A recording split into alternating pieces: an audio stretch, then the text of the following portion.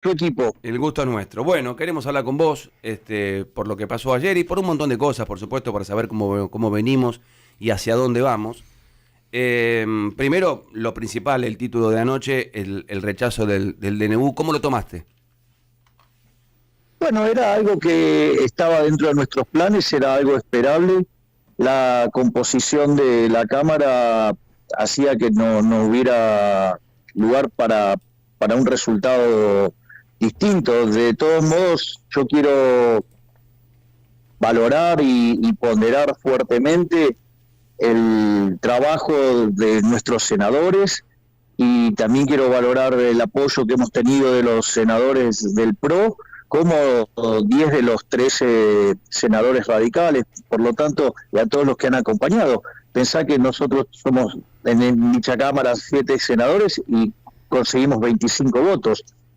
Es decir que, en el fondo, estamos haciendo un buen trabajo, pero esto requiere tiempo, estas cosas tienen esta dinámica y bueno, son las reglas del sistema democrático y entonces, bueno, estas cosas toman lugar con lentitud, por decirlo de alguna manera, pero creo que igual quedaron cosas también muy interesantes de eso, porque quedó claro quiénes son los que verdaderamente están en contra de los argentinos, ¿no?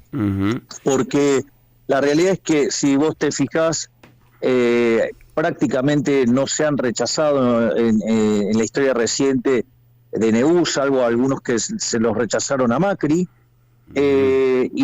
con lo cual también eso muestra un patrón de obstrucción, pero al margen de eso, este DNU, a diferencia de otros DNU, donde todos los demás han cercenado libertades, avanzaron contra la propiedad privada, este DNU, que tiene como característica la ampliación de libertades para los ciudadanos, ir hacia mercados más competitivos y que termina con muchos de los negocios turbios, oscuros y corruptos de la política. Bueno, ayer en la Cámara de Senadores digamos, fue rechazado, pero bueno, lo que hace es dejar en evidencia que hay gente que está más preocupada por mantener sus privilegios de casta que por sacar a la Argentina adelante. Al mismo tiempo también hay que aclarar que el DNU sigue vigente y que ahora hay que pasar a la Cámara de Diputados. Por lo tanto, nosotros ya hemos tenido resultados positivos en la Cámara de Diputados y así que va a haber que dar esa pelea y nosotros estamos confiados que puede llegar a salir adelante. ¿Vos pensás que en diputados puede ser positivo? No como pasó ayer. ¿Y esto de alguna manera puede romper el pacto de mayo o no? Lo que pasó anoche. Bueno, deja algunas dudas, ¿no? Porque, a ver, el pacto de mayo tiene etapas y la etapa previa es la ley bases con reconstitución de lo que era el capítulo 4. Entonces, es como que, dado lo que pasó en el Senado, abre algunas dudas. Pero si vos te fijás, Gustavo, cuando yo planteé el discurso de la Asamblea Legislativa, básicamente lo que dije es, bueno, si quieren la confrontación, va a haber confrontación, si quieren un acuerdo, vamos por el acuerdo. Bueno, ayer no han mostrado ir por el camino del acuerdo, han decidido ir por el camino de la obstrucción, han decidido quedarse con sus privilegios en contra de los argentinos. Pero esto estaba dentro de los resultados esperables y lo que yo valoro es cómo hemos incrementado la cantidad de adhesiones, o sea, hubo 25 votos positivos.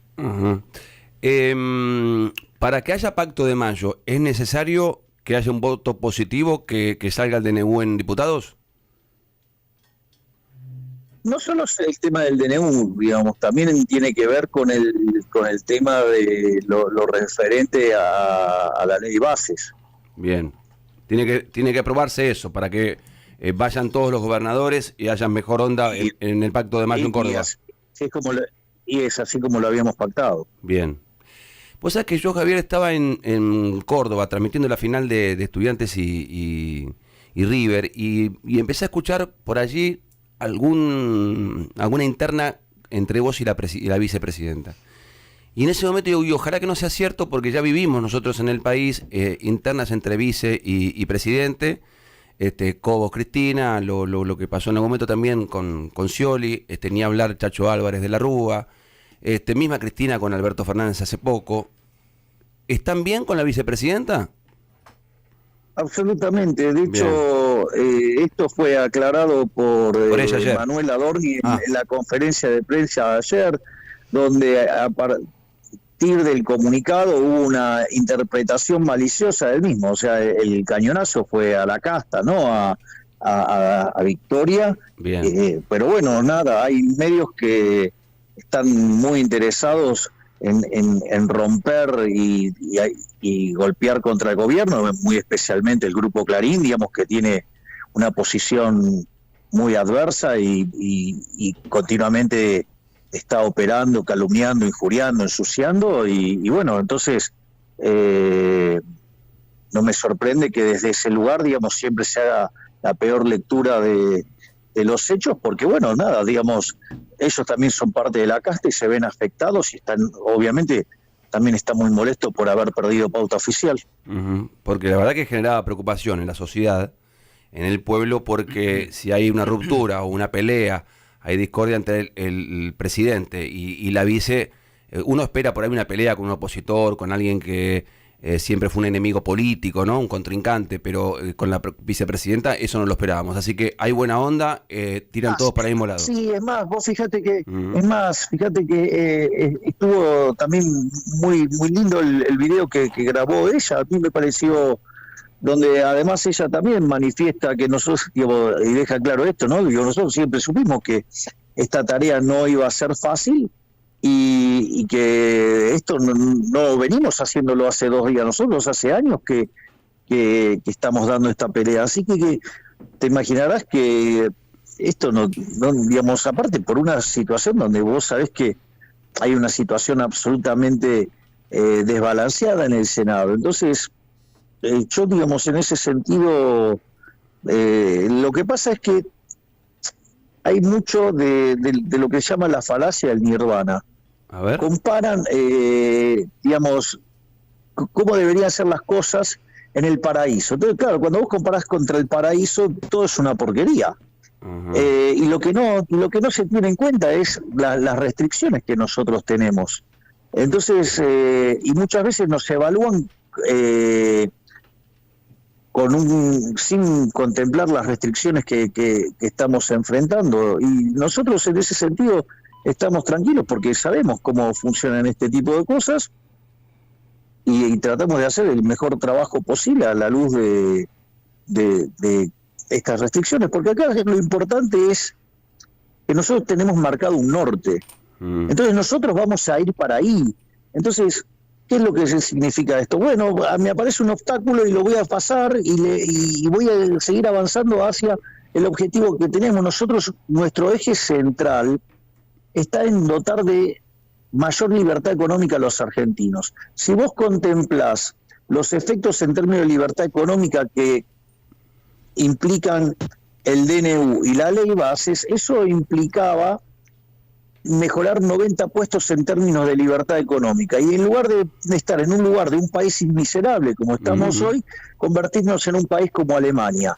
Es más, ni siquiera ese es nuestro objetivo final, porque esto es solamente un cuarto de las reformas que ya tenemos diseñadas, sino que cuando nosotros completemos todo el programa de reformas vamos a estar en línea en libertad económica, como en el caso de Irlanda, que es un país que tiene un PBI per cápita 50% mayor al que tiene Estados Unidos. Bueno, nosotros estamos apuntando a eso, a parecernos a Irlanda, a parecernos a Suiza o a Nueva Zelanda, Australia, digamos, a países que le van muy bien. Nosotros queremos parecernos a esos países.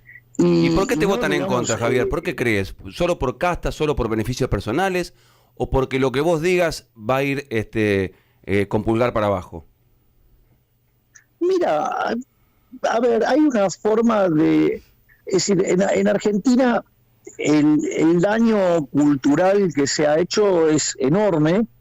Es decir, Argentina desde inicios del siglo XX empezó a abrazar paulatinamente dosis crecientes de socialismo, y eso ha hecho que de ser de los países más ricos del mundo hoy seamos 140. Ahora, la forma en la cual se fue introduciendo el socialismo en Argentina, ya sea mediante la educación, mediante los medios de comunicación, mediante la cultura, hace que haya una concepción de cómo funciona el mundo que lo único que hace es empobrecerte y en realidad se abrazan, y cuanto más caen en el fracaso, piden dosis crecientes de esa receta fracasada. Uh-huh. Bueno, nosotros entendemos, por eso nosotros damos la batalla en el plano económico, en el plano político y en el plano cultural. Uh-huh. Presidente, buen día. Soy Mariana Contartesi. Entre los, ¿qué tal, Mariana? Entre los senadores que han votado en contra, hoy todos los cañones apuntan a Martín Lustó. Y él dice que dentro del bloque radical, los que votaron a favor del DNU, o sea, negando el rechazo, en realidad recibieron presiones, pero que por lo bajo piensan lo mismo que él, que el DNU es inconstitucional. A ver, las cosas que pasen adentro de la Unión Cívica Radical es un problema de la Unión Cívica Radical. Si él cree que ha habido presiones, que las denuncie. Lo que pasa es que le debe resultar muy duro ser presidente de un partido, ir a una votación y ser el único que votó en esa línea, ¿no? Digo, entonces es más fácil echarle la culpa a otros que reconocer el error en el que él está cayendo. Además, es falso que es inconstitucional el decreto.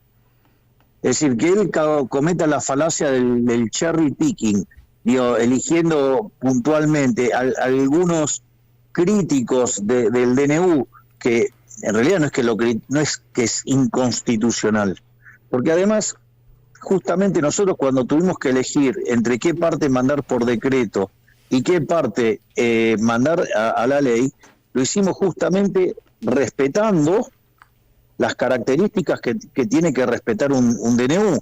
Es decir, nosotros, por ejemplo, en el DNU no se meten cuestiones del Código Penal, no se meten cuestiones tributarias, no se meten básicamente tampoco cuestiones electorales. Ese tipo de cuestiones fueron a la ley de bases.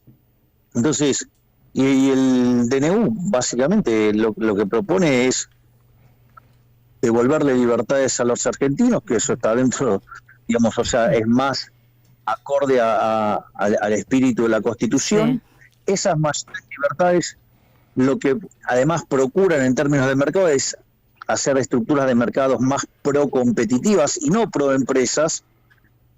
Esto es una diferencia sustancial y al mismo tiempo implica terminar con muchos robos de la política. Uh-huh. Pero bueno, como señaló ayer la ministra Bullrich, es decir, puede ser que el señor Lustó esté muy enojado porque dentro de las cosas que bajamos las 5 universidades y bueno, parece que ese grupo tiene negocios vinculados a las universidades. Uh-huh. Presidente, además del DNU que preguntaba Gustavo recién, la ley con el paquete fiscal, ¿tiene que estar aprobado antes de mayo para efectivamente que se selle el pacto de mayo que usted convocó? Y es una precondición para el pacto de mayo. Bien. O sea, no sale el pacto de si no, mayo, no hay pacto. A ver, pero el pacto de mayo tiene 10 puntos que son de carácter económico y la ley bases está ligada a una reforma, en temas de economía, entonces es como que quedan ligados. Uh-huh. Entonces, difícilmente uno pueda pasar a determinar las bases de 10 políticas que van a ser la base de una Argentina próspera si no nos ponemos de acuerdo con el tema fiscal. Que independientemente de esto, yo lo voy a explicitar, lo voy a remarcar y lo voy a decir cuantas veces quiera. Bien. Presidente, a ver, acá hay cosas que no, dame un segundo, hay cosas que acá no son negociables de ninguna manera. A ver. Por ejemplo, una cosa que no es negociable de ninguna manera es el déficit cero. Bien. Se terminó la Argentina del déficit fiscal, se terminó con la estafa del déficit fiscal.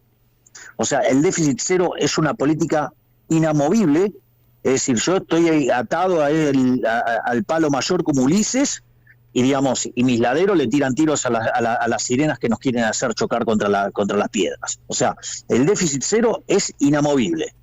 La otra cosa que tampoco, digamos, la vamos a modificar es lo que tiene que ver con el saneamiento del Banco Central.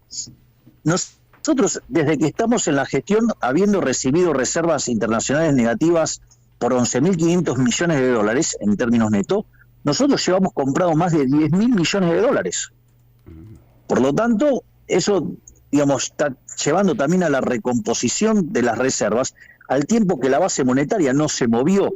Por lo tanto, la ecuación del Banco Central es muchísimo más sólida, y eso tiene como contrapartida que el dólar, que algunos pronosticaban, ¿se acuerdan? El que decía que era una cuenta simple. Sí, el señor Larret, digamos, inspirado en la cuentita que hizo Lustó y que decía que daba 6.000, y había otros que, digamos, que andaban pululando por los canales de televisión, algunos más, hasta tienen banca de diputados ahora, diciendo que iba a ser de 10.000. ¿Dónde está el dólar? Hoy está en 1.025, el blue, y 8.69. Bueno, pero les paso un dato. A ver. Acá hay algo interesante. Nosotros, días atrás, le metemos un martillazo a la tasa de interés, la bajamos 30 puntos. Sí. Eso, digamos, en otro contexto hubiera generado un salto del dólar brutal. Total. Y nosotros seguimos comprando dólares. Es decir, porque si no caería más el dólar. Entonces lo que digo es, todo lo que tiene que ver con nuestro programa de estabilización de corto plazo, eso no se mueve de ninguna manera. Ahora, y nosotros trabajamos fuertemente para poder abrir el cepo, digamos, según las estimaciones del fondo, podríamos a este ritmo hacerlo a mitad de año. A mitad de año se abre el cepo. Podría. Exacto, condicional. Condicional, es decir, podría. El fondo señala que si nosotros seguimos trabajando a este ritmo, el saneamiento del Banco Central, es factible abrir el cepo a mitad de año. Presidente, uno de los cuestionamientos dentro de las tensiones sociales que hay, lo hacen los gremios, señalando que en los últimos días el ministro Caputo le puso tope y techo a las negociaciones paritarias, incluida, le doy un ejemplo, la de camioneros, que superaba el monto que la Casa Rosada está dispuesta a convalidar.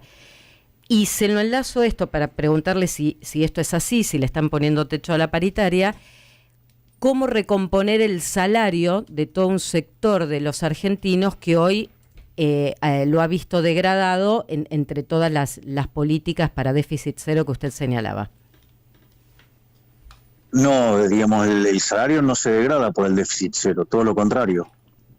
Argentina, digo, justamente ha llegado a donde está por la política fiscal desquiciada que ha tenido. Argentina entró al siglo XX siendo el país más rico del mundo, y es 140, y en esos 123 años Argentina tuvo déficit en 113. Entonces, digamos, no es que a Argentina le va mal por tener, digamos, las cuentas en orden, no, le va mal por tener las cuentas fiscales en absoluto desorden, que eso termina en crisis de deudas, en crisis inflacionaria y en presiones fiscales desorbitantes. Por lo tanto, digamos, el déficit, digamos, no es una fuente de riqueza, es una fuente de destrucción de valor. Entonces, lo primero que tenemos que entender es que esa relación causal que pusiste es totalmente a la inversa. De hecho, lo que genera el déficit fiscal es castigar el ahorro. Cuando vos castigás el ahorro y tenés menos ahorro, tenés menos inversión. Cuando vos tenés menos inversión, tenés menos stock de capital per cápita. Por ende, la productividad de los trabajadores es menor y por ende los salarios reales son menores. De hecho, esto es tan así que Argentina, durante la década del 90, tenía un salario promedio de $1.800, que puesto en moneda de hoy serían $3.000, es decir, que el salario promedio de los argentinos, si no hubiéramos hecho nada, si nos hubiéramos mantenido igual que la década del 90, no estoy diciendo ninguna mejora, solamente mantenernos, hoy el salario promedio de los argentinos sería de 3 millones de pesos. Como consecuencia de 20 años de populismo salvaje, hoy el salario promedio, ¿sí?, digamos, con el Estado presente, que el déficit fiscal genera riqueza, que se puede imprimir riqueza emitiendo billetes, si el salario promedio en Argentina es menos de, $600, o sea, pero te lo redondeo en 600 y en ese caso habríamos perdido el 80% de nuestros ingresos, es decir, que esa política del déficit no generó más riqueza, lo que generó fue todo lo contrario. Por lo tanto, digamos, o sea, por eso, digamos, es innegociable el déficit cero. ¿Y ordenan techo a la paritaria, presidente? ¿Ponen un techo a la paritaria, como están denunciando los gremios? ¿Negocian por encima de un monto y no se lo homologan, no se lo aprueban? Bueno, digamos, yo no estoy al tanto, digamos, de cómo está esa negociación, y tendría que preguntarlo. O sea, se imaginará que me ocupo de un montón de temas, de un montón de ministerios, entonces, digamos, algunos detalles de un caso puntual tendría que estar preguntándolo. Carlos Burgueño. Presidente, me quiero detener en algunos capítulos. ¿Qué tal, Carlos? ¿Qué tal, Javier? Me quiero detener en algunos capítulos de la ley Ómnibus, de la ley Bases, en su nueva versión. Primero, me detengo en ganancias. Pero antes una pregunta general. ¿Esa ley, en todos los capítulos, ustedes están dispuestos a negociarlo o es así como está, se tiene que aprobar así o si no se cae? Tiene un formato que se está negociando, o sea, yo diría, dejemos que las cosas corran, o sea, todavía es algo que está en la discusión, o sea, me parece que corresponde a otra etapa de la discusión y se está trabajando sobre eso, y hasta que no esté la versión definitiva, digo, porque hay un montón de otras cosas que discutir en el medio, en especial lo que hay que tener en cuenta es que cualquier punto que se llegue, tiene que estar convalidado por el Ministerio de Economía, donde siempre la restricción es que tiene que haber déficit cero. Entonces vamos digo, es muy preliminar, o sea, es una discusión, digamos, por el momento planteada así, está en abstracto, Carlos. Vamos a algunas cuestiones, creo yo la más polémica para la gente de la ley, que es el tema del impuesto a las ganancias. Sobre todo el nuevo mínimo no imponible. Carlos, sí. Está en discusión, porque hay provincias que lo quieren, hay provincias que no lo quieren. Las provincias tienen un problema de un déficit fiscal de 1 punto del PBI, como consecuencia de la política que se avaló durante el último tramo del gobierno anterior. Entonces, lo que te estoy diciendo está bajo discusión. Digamos, son temas que están bajo discusión. O sea, de vuelta... Entiendo entonces que en abstracto. Claro, entiendo entonces que el texto que se conoció ayer se puede modificar en ese capítulo. Exactamente, se está trabajando. Hay una primera aproximación y a partir de ahí, se empieza a trabajar, porque de vuelta no es lo mismo la situación de las provincias del norte que las provincias del sur. Entonces, en ese contexto, vos hay un tema, digamos, que tienen que hasta resolver las propias provincias. Entonces, no es, por eso te estoy diciendo, son cosas que se están discutiendo, pero digo, no tenés la versión final. Lo único que sí tiene que quedar claro es que siempre la regla es el déficit cero. Perfecto. Voy a otro punto de la misma ley, que es el de las privatizaciones. Otra vez, discutir en abstracto, Carlos, dale. Otra vez discutir en abstracto. ¿Sabés que te estoy diciendo que está como parte de la discusión y me volvés a preguntar sobre algo que te estoy diciendo que se está negociando? Se está negociando. O sea, el texto que se conoció ayer no es el definitivo. Es exactamente lo que estoy diciendo, lo dije 3 veces. ¿Está negociando el gobierno, en este caso el Ministerio de Economía, un nuevo acuerdo con el Fondo Monetario? Eso está planteado sobre la mesa. Si el acuerdo tiene las condiciones que nosotros nos resultan satisfactorias, obviamente podríamos avanzar hacia un nuevo acuerdo, y la realidad es que el trabajo hecho desde nuestra gestión nos pone en una situación inmejorable, porque nosotros no solo que somos la primera vez en la historia, digamos, de un gobierno que alcanza el déficit cero en un mes de gestión en el Tesoro, sino que además cuando vos contemplás el cuasi fiscal, que era un déficit de 10 puntos del PBI, lo hemos bajado a 4, es decir, que en estos 3 meses de gestión hemos bajado el déficit fiscal en 11 puntos del PBI, 5 en el Tesoro, 6 en el Banco Central. Por lo tanto, no hay registro histórico de alguien que haya llevado una tarea de estas características, y eso nos posiciona muy fuertemente para un nuevo programa con el Fondo Monetario Internacional y con una situación muy favorable. Eventualmente, ese nuevo acuerdo con el fondo, estamos hablando en potencial, ¿podría incluir desembolsos nuevos del fondo para la Argentina? Sí, exactamente, Dios. Podría contemplar desembolsos del fondo, de otros países y de fondos de inversión que además nos permitiera avanzar hacia el sistema de competencia de monedas con peso. Me detengo en esto último. O sea, la Argentina está estudiando, el gobierno está estudiando eventualmente tomar deuda también de fondos de inversión de privados para acelerar, supongo yo, la salida del cepo y la competencia de monedas. Exactamente. Exactamente. En la medida que nosotros aceleremos la salida... A ver, si yo hoy tuviera 15.000 millones de dólares, yo hoy abro el cepo. Porque... A ver, digo, me permiten que sea técnico, sí, o sea, sí. voy a ver. Sí. A ver, si nosotros hubiéramos abierto Abierto, sí. Si nosotros hubiéramos abierto el cepo, bueno, al menos todavía me autoedito. No, está muy bien, está bien. Sí. Si nosotros hubiéramos abierto el cepo a inicios de la gestión, sí. la corrida era un dato y la hiper era un dato, ¿sí? Sí.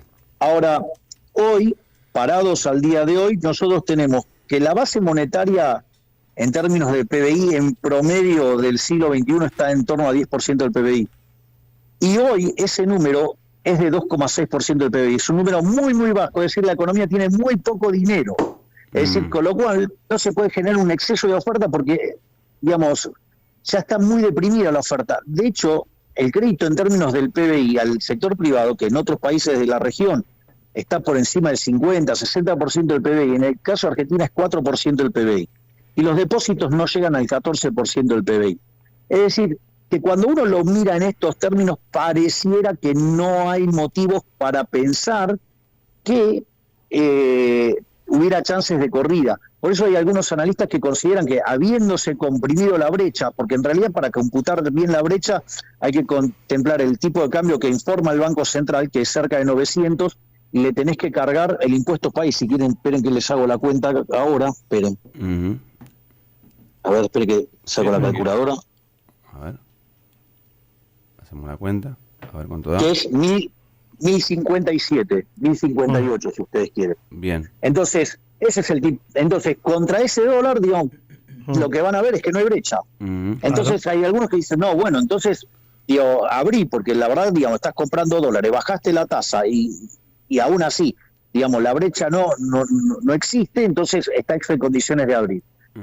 Cosa que a partir de la baja de tasa que hicimos esta última vez de 30 puntos porcentuales, abona más esa teoría. Nosotros igual consideramos que todavía hay riesgo y nosotros no queremos correr ese riesgo. Ahora, si a mí me dan hoy 15.000 millones de dólares, los pongo ahí en el Banco Central y digo, bueno, ahora hagan lo que quieran, les abro y hagan lo que quieran. Ya que está en un momento... Ese sería el caso. Sí. Digo, ya que está en el momento económico con Carlos Burgueño, la inflación, por supuesto... Sí, dale, completa. Completa porque te quedaste con ganas de decir algo. Y lo otro es...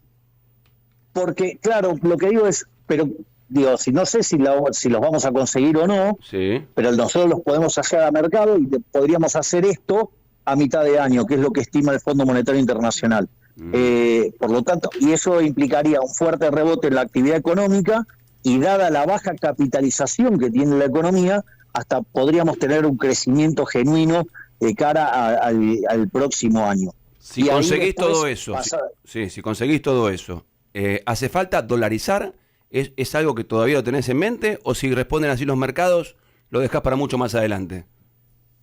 No, es que esto es un paso intermedio a terminar con el Banco Central. Yo siempre hablé de competencia de monedas, que lo suele llamar dolarización porque es más fácil, pero en realidad es que vos elijas la moneda que quieras. Bien. Y por eso yo se fijan cuando arranqué la frase, una de las cosas que dije es competencia de moneda con peso. Que además cuando nosotros lancemos eso, también vamos a estar lanzando la ley donde emitir dinero sea un delito penal y que sea no prescriptible, ¿no?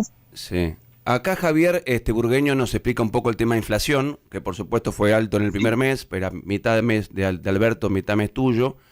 Después lo que pasó en enero el 20, después va bajando, va descendiendo, pero puede haber un rebote en el que viene. ¿Considerás que eso puede suceder? ¿Y cuándo crees que vamos a tener por abajo de un dígito o un dígito? Lo voy a contextualizar. A ver. Para que entendamos qué es lo que nos está pasando. Nosotros cuando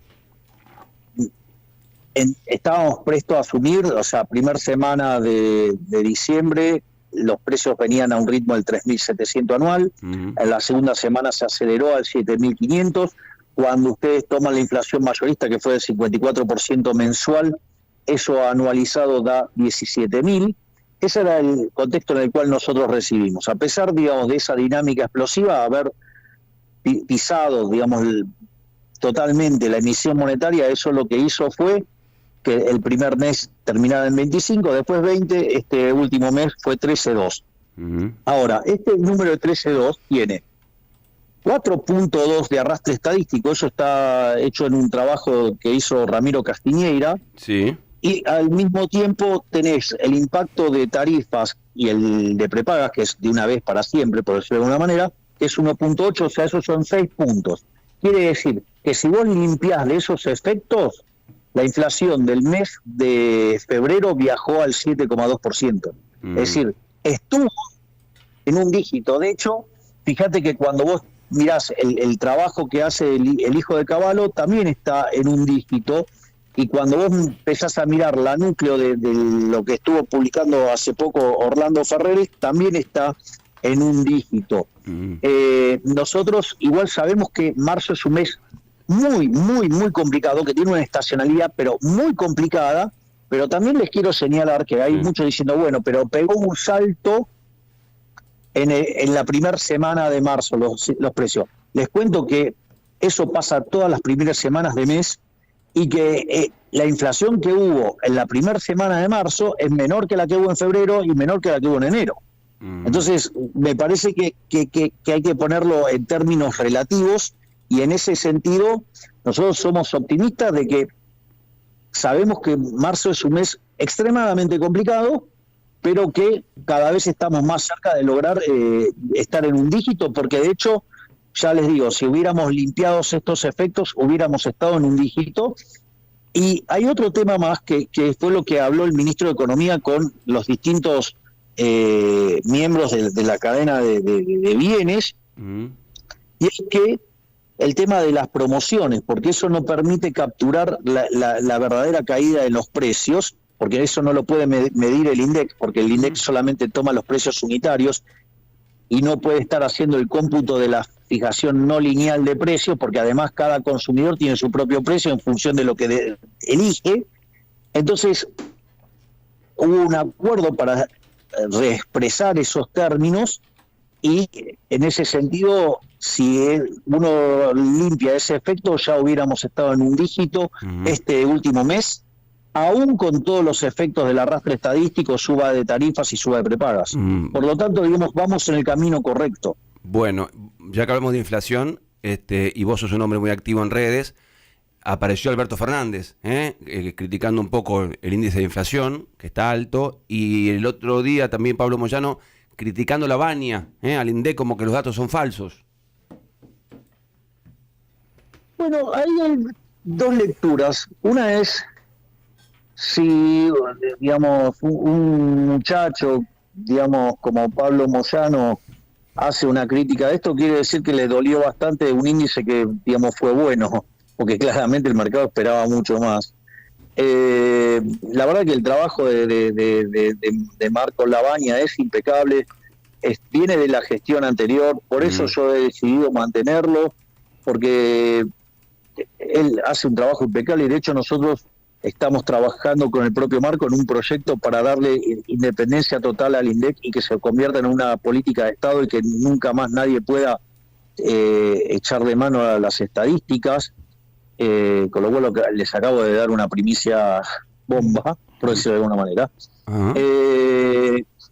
Y eso se puede hacer porque justamente Marco es un técnico impecable, de una honestidad absoluta, entonces además de ser un gran profesional y un gran ser humano, ¿no? Así es que en ese sentido, la verdad que lo del chico Moyano es bastante triste, por decirlo de alguna manera. Y respecto de lo que ha dicho el presidente Alberto Fernández, o sea, la verdad es que cuando uno mira cómo fue evolucionando la inflación, digamos, él ha llevado la inflación a niveles estratosféricos, así que ha dejado más de 250, casi 250% de inflación plantado, digamos, con las cosas todas en un descalabro enorme. Me dejó déficit gemelos por 17 puntos del PBI, para que más o menos se den una idea. Cuando los déficits gemelos están en 4 es una alerta amarilla, en 8 es piña segura y 17 es una crisis colosal, donde se combinaban elementos de lo peor del Rodrigazo en términos de sobrante monetario, lo peor de la hiperinflación de Alfonsín en materia de desequilibrio dentro del Banco Central e indicadores sociales peores que lo del 2001. Entonces la verdad que es bastante pobre, pero bueno, no es la materia del expresidente, su materia es el derecho que se suponía que además sabía y que al momento, digamos, de hacer algunas cosas mostró que no era idóneo ni siquiera en su materia. Así que lo que él pueda decir en economía es bastante... deja mucho que desear, por decirlo de alguna manera elegante. Vamos con las últimas. Sí, presidente, el tema jubilación, que dentro de esta nueva ley están enviando una propuesta para recomponer lo que es el haber jubilatorio. ¿Se va a recomponer el haber de los jubilados o esta también va a ser materia de revisión dentro del debate o de negociación? Puede ser que cambie la fórmula. Nosotros en la primera ley bases, en el capítulo 4, había una propuesta, después en realidad empezaron a hacer cosas con el capítulo 4 que se convirtió en una orgía fiscal y por lo motivo por el cual nosotros tuvimos que bajar ese capítulo.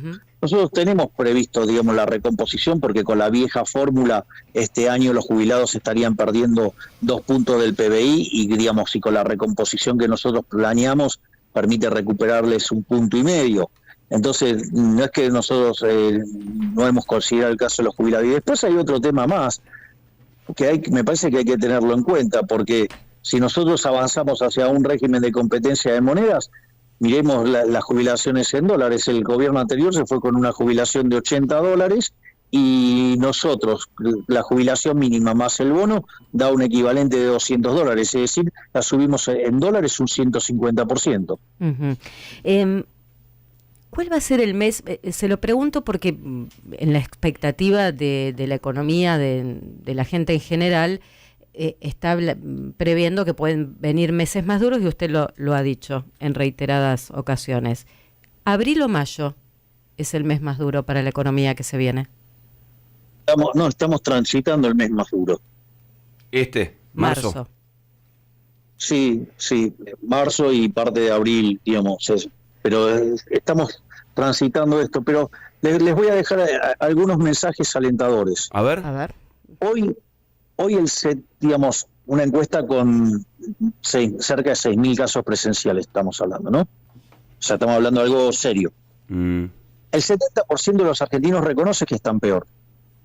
Eso es cierto. Ahora, cuando uno mira las expectativas a los próximos meses, o sea, si vamos a estar mejor, nosotros cuando asumimos el 20% de los argentinos creían que íbamos a estar mejor.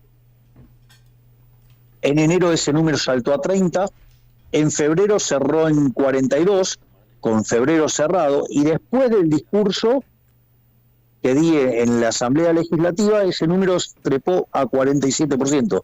Es decir, la gente está viendo la luz al final del camino, está viendo la salida, la gente está viendo la salida. No solo eso, sino que además el 70% de los argentinos está absolutamente convencido que vamos a derrotar la inflación. Hay 50 puntos porcentuales que creen que lo vamos a hacer en el primer año y 20 que lo vamos a hacer en el segundo año. Por lo tanto, las expectativas son muy buenas y de hecho mis niveles de imagen están, sí, en los mismos niveles de cuando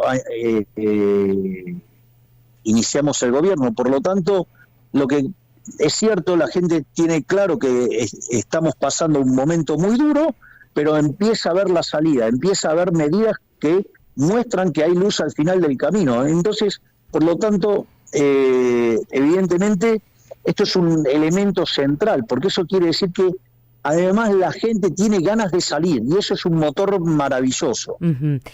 Presidente, de aquellos que le auguran que tal vez usted no pueda terminar su gobierno, y cito a Juan Grabois, que por redes puso: yo te avisé, Javier Milei, te van a usar de carnicero, te van a voltear y te van a tirar a la parrilla cuando hayan incendiado el país. ¿Qué le responde? Bueno, también decían que no iba a aguantar 15 días, que no iba a aguantar un mes. Ya llevamos 3 meses. Javier, dos últimas. Es decir, parece que no me conoce. Un gladiador no se rinde nunca. Dos últimas por mi lado. Se tomó el gobierno esta semana una medida que creo yo tuvo cierto apoyo popular, que es esta flexibilización para importar productos, ¿no? Primero, ¿cómo se tomó esa medida? ¿Por qué? Y si se puede ampliar a otros rubros como electrodomésticos, autos, textiles. Esa medida, sí, a ver, esa medida se tomó mirando dos cuestiones. Una, el tema de cómo no estaban alineados los precios, digamos, en los supermercados y demás, en términos de lo que, cómo predicieron con las expectativas. O sea, uno de eso lo ve también en términos de las promociones, el 2x1, 3x2, no sé, digo, todas esas promociones que hay. Y entonces como un mecanismo para que inducir a que corrijan esos precios, abrir la economía en lo que tiene que ver con los alimentos, que es algo, digo, que tiene impacto directo tanto sobre la indigencia como sobre la pobreza. Y además, el tema que uno tiene que ir chequeando el balance cambiario. O sea, por eso nosotros somos bastante, te diría, conservadores en la forma en la cual miramos los problemas de la salida del cepo. Si bien nosotros todos los días estamos levantando restricciones, tampoco lo vamos a hacer de un día para el otro como para que esto, digamos, pueda generar alguna zozobra y generar temor en la población. Por eso nosotros con estos temas vamos con pie de plomo, o sea, y entiendo que algunos pretendan tener más velocidad. Nosotros preferimos en esto ser cautos, porque no queremos que la gente tenga una zozobra. Por eso, pero la idea es avanzar cada vez más a niveles de apertura cada vez mayores.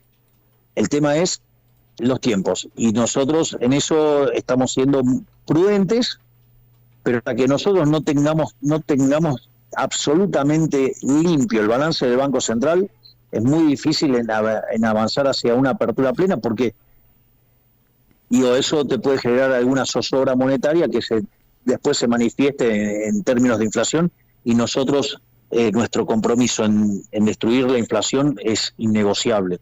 Es decir, la lucha contra la inflación tiene el mismo nivel de importancia que el déficit cero. O sea, son cosas que no se negocian bajo ningún punto de vista.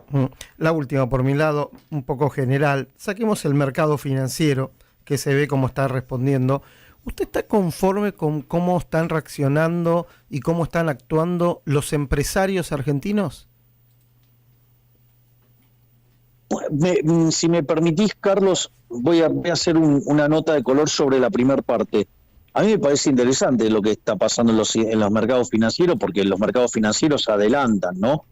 Es decir, entonces son indicadores hacia adelante, es decir, que muestran que la dirección es la correcta. En ese sentido, qué sé yo, ahí, no sé, cuando miro la curva de futuros y que se alineó con la curva de futuro del dólar, con la política monetaria del Banco Central, eso es una excelente noticia. Digo, la forma en la que los bonos argentinos pasaban de $18 a $50, o digamos, o la caída del riesgo país, o sea, son todas cosas que son muy importantes. Ahora, en cuanto a lo que tiene que ver en el sector real, que es lo que vos estás manifestando, digamos, el accionar de los empresarios, bueno, hay que ver, si no la ven y no quieren, digamos, o sea, corregir los precios, bueno, digamos, en la medida que nosotros podamos ir abriendo el cepo, también vamos a dar más competitividad y eso también va a ir corrigiendo la situación.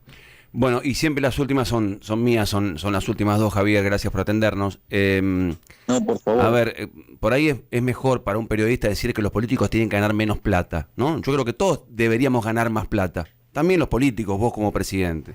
Pero bueno, se dio una ida y vuelta, hubo marcha atrás. ¿Cómo viviste eso, sobre todo en las redes, una pelea por esa vía con la expresidenta y ex vicepresidenta Cristina Fernández? A ver, el punto es el siguiente: hay muchos mecanismos que están inmersos dentro del Estado para ocultar lo que pasaba con la política y sus remuneraciones. O sea, antes, al revés, el mecanismo, los diputados, los senadores se votaban sus dietas, sí, y a partir de ahí se acomodaba el resto de las remuneraciones. Después, frente a la situación de empobrecimiento y para que no se quedara en evidencia lo que ganaba un diputado, un senador o, digamos, o miembros del gobierno, se buscaron mecanismos para ocultar esto. Entonces, nosotros, por ejemplo, en enero, nosotros habíamos dado la orden de que nuestros sueldos no se ajustaran, y de hecho no se ajustaron. El primer aumento del 16%, o sea, digamos, no alcanzó al Poder Ejecutivo y a los estratos más elevados del gobierno. Ahora, ¿qué es lo que sucede? Cuando se hace el ajuste de febrero, el problema es que los cargos que vienen debajo nuestro pasaron nuestra remuneración. Al darse esa situación, se dispara un decreto que había hecho Cristina que recomponía, o sea, las escalas, para que, digamos, o sea, no ganáramos menos que lo que ganaban las personas que estaban debajo nuestro. Sí. En ese contexto apareció esta situación. Bueno, lo vimos, lo corregimos y se terminó el punto. Es decir, se retrotrajeron todos esos aumentos. Y no solo eso, digamos, también hicimos lo mismo en la Cámara de Diputados, lo mismo hicimos en la Cámara de Senadores. Lo más interesante es que en todo este debate, digamos, cuando la señora Cristina Fernández de Kirchner se pone tan activa en términos de los jubilados y demás, yo le propuse que ella cediera sus jubilaciones de privilegios por 14,5 millones de pesos mensuales que recibe, y que, dado su dolor por los jubilados de la mínima, pasar a cobrar la mínima. Bueno, ahí se terminó el debate, no discutió más, no habló más, no salió más el tema.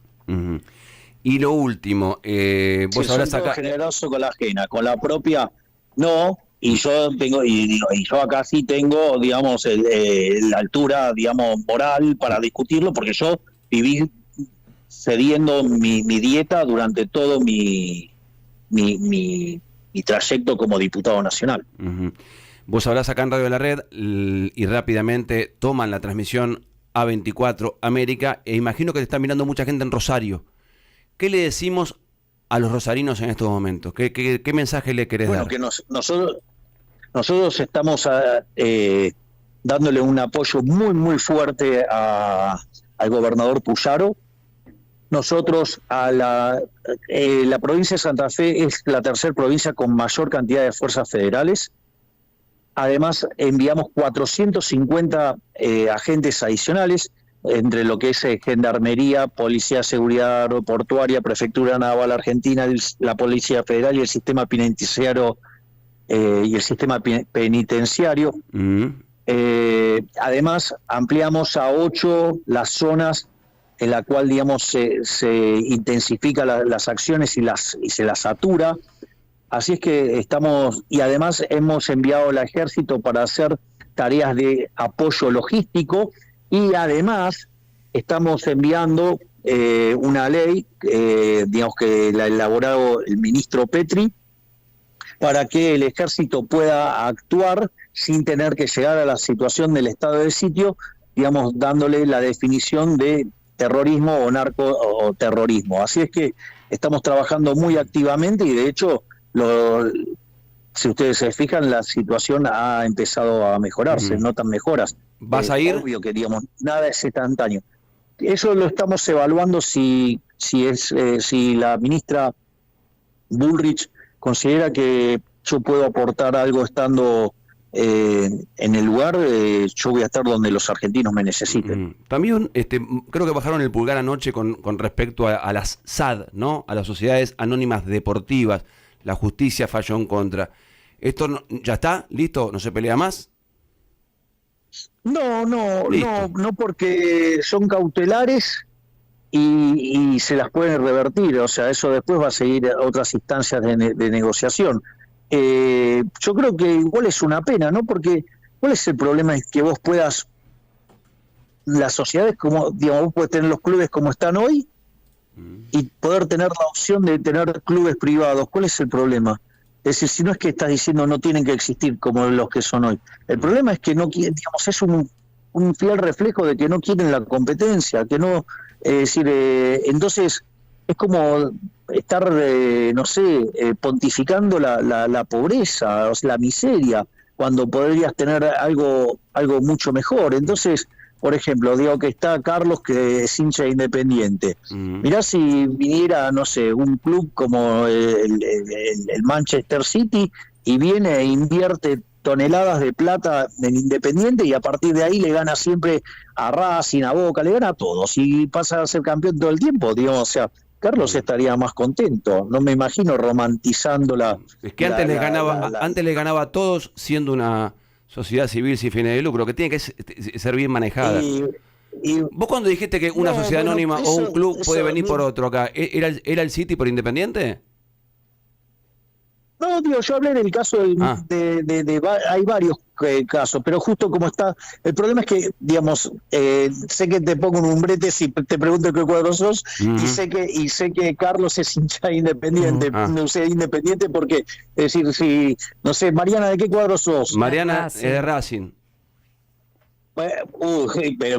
Digamos, me ponen los ejemplos. Digamos, mirá cómo te vas a sentir, Mariana, con Independiente privatizado y ganándole 5-0 todos los partidos. Te vas a sentir mal. Y ahí vamos a buscar a los cataríes nosotros. Y puede ser al revés también. Bueno, Javier, gracias por tu tiempo. Gracias por tu tiempo. No, por favor, te mandamos un abrazo. Un placer enorme, como siempre, hablar con ustedes. Un gran abrazo. Hasta luego. Javier Milei, el presidente de la República, charlando largo con nosotros de todos los temas. La verdad que